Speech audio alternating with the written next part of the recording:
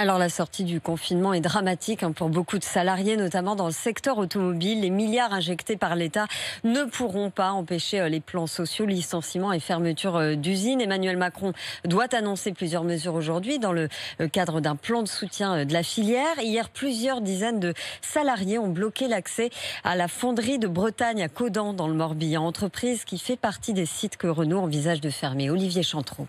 Réunis devant l'entrée de la fonderie sous un soleil de plomb, les ouvriers accueillent Maël Le Goff, délégué CGT, venu apporter des nouvelles qui ne rassurent personne. Le président de région, le maire aussi, Bruno Le Maire, il confirme qu'il n'imposera pas de non-fermeture de site chez Renault, comme ça c'est clair. Pas d'interlocuteur en local, les pouvoirs publics sont complètement chantés sur l'histoire en fait. Voilà où on en est pour le moment, quoi.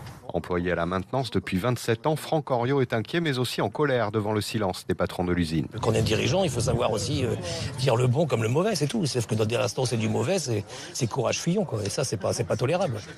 S'il y a 380 personnes, il y a des responsabilités à tenir, il faut les assumer jusqu'au bout. Pour le délégué CGT, Maël Le Goff, la fermeture de l'usine n'aurait aucun sens. On a une entreprise qui a été refaite à neuf après l'incendie de 2019. C'est un non-sens économique d'avoir mis déjà plus de 150 millions d'euros et donc plus de 20 millions d'euros des pouvoirs publics dans cette usine depuis 2010 pour la fermer comme ça maintenant, quoi. Renault, qui pour l'instant n'a pas réagi, devrait annoncer vendredi les détails d'un plan d'économie de 2 milliards d'euros.